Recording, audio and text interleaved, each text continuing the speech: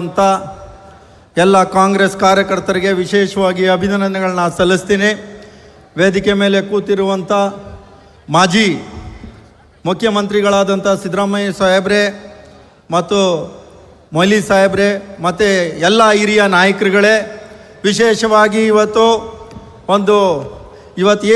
ಈ ದಿನ ಇದೆ, ಯುವ ಕಾಂಗ್ರೆಸ್ NSUI ಮೂಲಕ ಕೆಲಸವನ್ನು ಮಾಡಿ 18 ರಾಜ್ಯಗಳಲ್ಲಿ AICC ಕಾರ್ಯದರ್ಶಿ, ಪ್ರಧಾನ ಕಾರ್ಯದರ್ಶಿ, ಸೇವಾದಳ ಎಲ್ಲದರಲ್ಲೂ ಕೆಲಸ ಮಾಡಿ ಇವತ್ತು ಕರ್ನಾಟಕ ರಾಜ್ಯದ ಪ್ರದೇಶ ಕಾಂಗ್ರೆಸ್ನ ಅಧ್ಯಕ್ಷರಾಗಿ ಇವತ್ತು ಕಾಂಗ್ರೆಸ್ ಪಕ್ಷದ ಅಧ್ಯಕ್ಷರಾದಂಥ ಮಲ್ಲಿಕಾರ್ಜುನ್ ಖರ್ಗೆ ಸಾಹೇಬರು, ರಾಹುಲ್ ಗಾಂಧಿ ಸಾಹೇಬರು ಅವ್ರಿಗೆ ಇವತ್ತು ಅಧಿಕಾರ ಸ್ವೀಕಾರ ಕಾರ್ಯಕ್ರಮಕ್ಕೆ ಇನ್ನು ಕೆಲವೇ ಕ್ಷಣಗಳಲ್ಲಿ ಎಲ್ಲ ನಾಯಕರು ಬರ್ತಾ ಇದ್ದಾರೆ. ಎಲ್ಲರಿಗೂ ನಾನು ವೇದಿಕೆ ಮೇಲಿರುವಂಥ ಎಲ್ಲರಿಗೂ ಸಹ ವಿಶೇಷವಾದ ಅಭಿನಂದನೆಗಳನ್ನ ಹೇಳ್ತಾ, ತಮಗೆಲ್ಲರಿಗೂ ಗೊತ್ತಿದೆ ಸಮಯ ಕಡಿಮೆ ಇದೆ, ನಾನು ಹೆಚ್ಚಿಗೆ ಭಾಷಣವನ್ನು ಮಾಡಲಿಕ್ಕೆ ಹೋಗಲ್ಲ. ಆದರೆ ನಮ್ಮ ಮುಂದೆ ಭಾಳ ದೊಡ್ಡ ಸವಾಲುಗಳಿದೆ. ಯಾವ ರೀತಿ BJP ಕೇಂದ್ರ ಸರ್ಕಾರದಲ್ಲಿ ಪ್ರತಿಯೊಂದು ದಿನ ಸುಳ್ಳುಗಳನ್ನು ಹೇಳೋದು ಬಿಟ್ಟು ಬೇರೆ ಯಾವುದೇ ರೀತಿಯಾದಂಥ ಕೆಲಸಗಳನ್ನು ಮಾಡಿಲ್ಲ.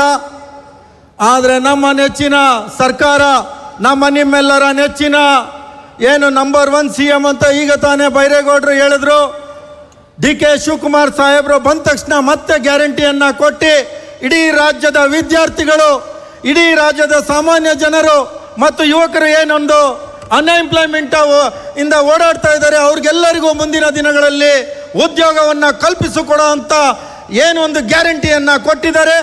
ಈ ವಿಚಾರಗಳನ್ನ ನಾವೆಲ್ಲರೂ ಮನೆ ಬಾಗಿಲಿಗೆ ತೆಗೆದುಕೊಂಡು ಹೋಗಬೇಕು.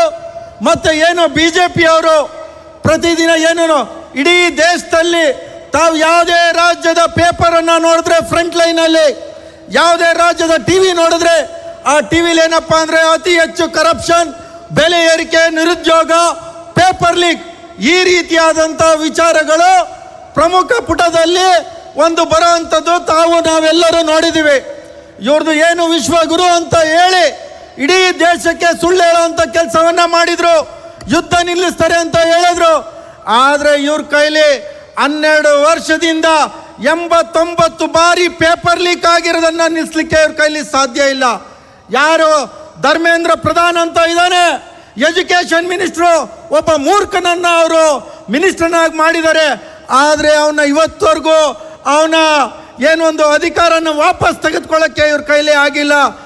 ಹೆಸರು ಚೇಂಜ್, ಎಲ್ಲದರಲ್ಲೂ ಹೆಸರು ಚೇಂಜ್ ಮಾಡೋದ್ರಲ್ಲಿ BJP ಅವರು ನಿಸೀಮ್ರು, ಅವ್ರಿಗೆ ನಾನು ಲೀಗ್ ಪ್ರಧಾನ್ ಅಂತ ಹೆಸರನ್ನು ಇವರು ಇಡಬೇಕು BJP ಅವರು. ಮತ್ತು JDS BJP ಇವರೆಲ್ಲರೂ ಸೇರಿ ಮೈತ್ರಿಯಾಗಿದ್ದಾರೆ.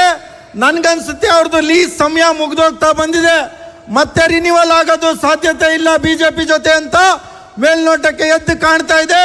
ನಾವೆಲ್ಲರೂ ಸೇರಿ ಈ ಕರ್ನಾಟಕ ರಾಜ್ಯದಲ್ಲಿ ಮತ್ತೆ DK ಶಿವಕುಮಾರ್ ಅವರ ನೇತೃತ್ವದಲ್ಲಿ ಕಾಂಗ್ರೆಸ್ ಪಕ್ಷವನ್ನು ಅಧಿಕಾರಕ್ಕೆ ತಂದು 2029ರಲ್ಲಿ ಡೆಲ್ಲಿಯಲ್ಲಿ ರಾಹುಲ್ ಗಾಂಧಿ ಅವರನ್ನ ಈ ದೇಶದ ಪ್ರಧಾನಮಂತ್ರಿಯನ್ನಾಗಿ ಮಾಡಬೇಕು ಅಂತ ನಾವೆಲ್ಲರೂ ಹಗಲು ರಾತ್ರಿಯನ್ನು ಹೋರಾಡಬೇಕು.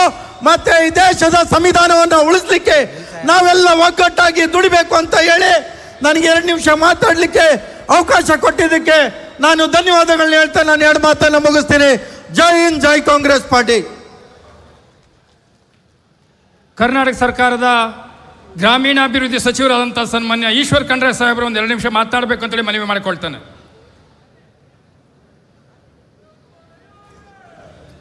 ನಾರಾಯಣಸ್ವಾಮಿ,